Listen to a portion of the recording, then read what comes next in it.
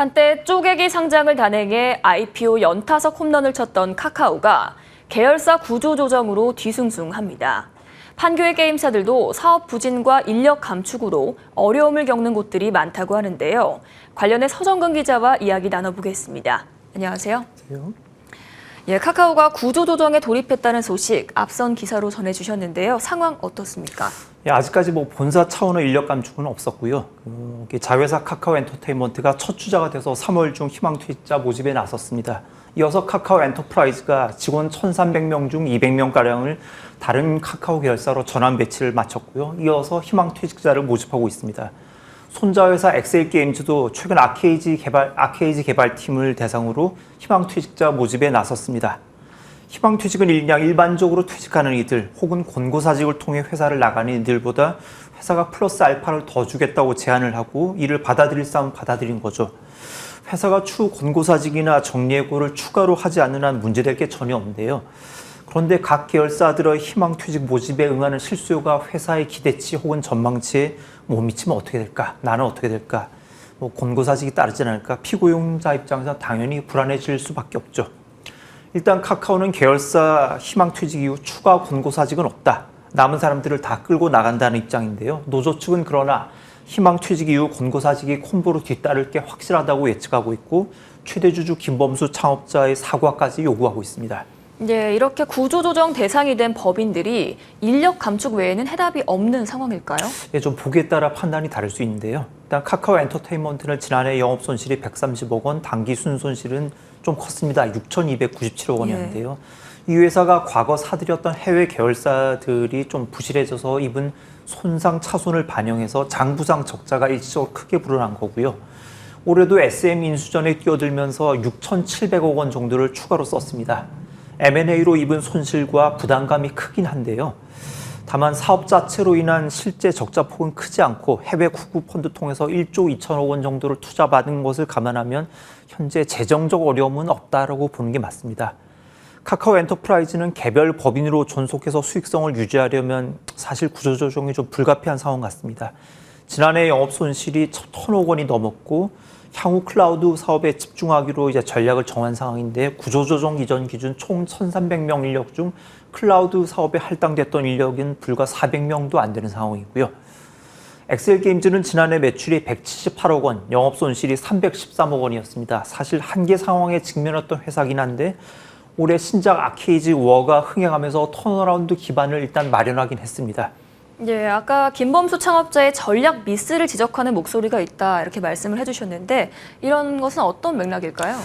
예, 일단 무분별한 기업 쪼개기 때문에 이런 사단이 생겼다 이런 인식입니다. 카카오톡 본진을 제외하고 게임, 엔터, 금융, 클라우드 등 각 사업단을 대거 분사시켰죠. 이 법인들 중 상당수가 상장하면서 이른바 따상 열풍으로 잘 나갔었습니다. 모 회사가 상장사고 그 모 회사의 핵심 사업이 분사해서 별도로 상장하면 모기업 주주들에겐 사실상 그 가치평가 기준에서 악영향을 미칠 수 있죠.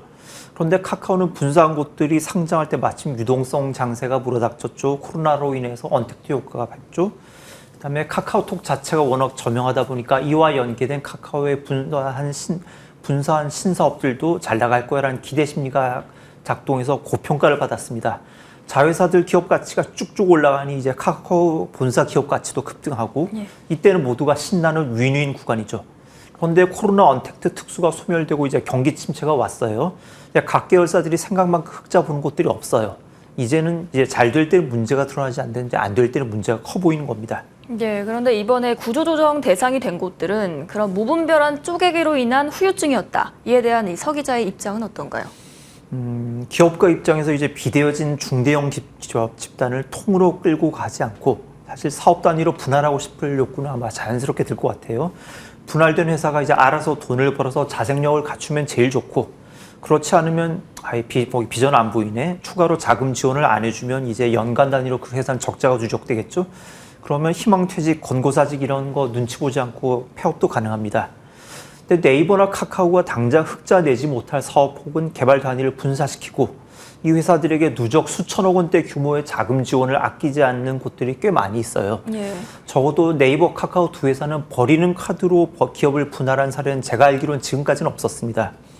가장 문제가 되는 게 카카오 엔터프라이즈인데 이곳은 기업용 클라우드 서비스, AI 기반 물류 플랫폼, 우리 직장인들 쓰는 업무 플랫폼, 챗봇 솔루션 이런 것들을 만들어 운영하는 곳인데요.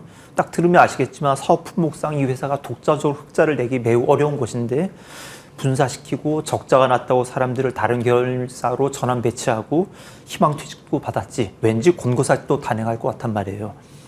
다른 사업부는 다 분사시켜도 여기는 본사에 남겨뒀어야지 왜 분사시켜서 이 지경을 만드느냐.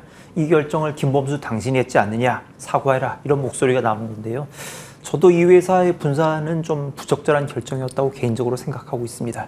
예, 그렇다면 이 추가적인 구조조정 가능성은 어떨까요? 우선 카카오가 본사 별도든 기업 집단 연결 기준으로든 넉넉하게 흑자를 내고 있고요. 이 회사의 팀 컬러상 그다음에 이 회사에 주어진 사회적 지목도를 감안하면 논란을 살 수준의 구조조정을 단행할 가능성이 높진 않다고 보고 있습니다. 다만 이 회사 기업 집단 총원이 무려 16,000명이란 말이에요. 근데 이 인건비를 안정적으로 감당할 만큼 전 계열사의 수익성이 계속 유지될까? 특히 촘촘하게 이미 분할돼서 돈을 버는 자회사, 못 버는 자회사 이미 극명하게 나뉘어 있단 말이죠. 이런 상황에서 개별 기업 집단의 상황 따라서 추가적인 감축이 없을 거라고 장담하기도 어렵습니다. 예, 그런데 이른바 IT밸리로 불리는 판교의 게임사들도 구조조정이 한창이라고 하던데요. 예를 들면 아까 언급드렸던 엑셀 게임즈 외에도 IPO를 앞둔 시프트업이라는 회사가 데스티니 차일드라는 기존 핵심 게임 서비스 종료를 확정하고 팀을 해체시키는 과정에서 팀원들 상태로 희망퇴직을 단행했는데요. 이게 3개월 지급여를 줄 테니 희망퇴직을 받을래? 안 받으면 다른 팀으로 전환 배치를 더 트라이는 해볼 수 있어. 근데 트라이 성공 확률은 높지 않아. 실패하면 권고사직이야. 결정해. 오늘 중. 이런 일이 벌어져서 논란이 됐었죠. 그런 결정을 당일에 해야 된다고요?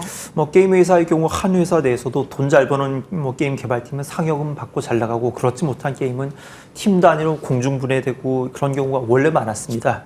물론 바람직한 것은 아니고요. 현실이 그렇단 말씀이고요. 법인 전체가 흑자여서 정리해고를 할 수 없는 상황에서도 개별 팀 단위로는 권고사직이 좀 쉽게 이루어졌었고 지금은 그런 문화가 좀 많이 바뀌었는데 갑자기 이런 일이 생기니까 논란이 더 커진 것 같습니다. 빅테크 게임 업체로 구성된 판교밸리 자체가 언택트 수혜가 소멸되면서 많이 고전하고 있는 양상입니다. 다운 사이클이 아마 적어도 내년까지 길게는 상당 기간 이어질 것이라는 전망도 있고 가능성이 높아서 저도 아마 밟지 못한 소식들을 당분간 많이 전해드릴 것 같아서 개인적으로 좀 마음이 무겁습니다. 예, 이 코로나 팬데믹 이후 변화된 상황에 게임사, 빅테크 모두 한파가 불고 있습니다. 오늘 말씀 잘 들었습니다. 감사합니다.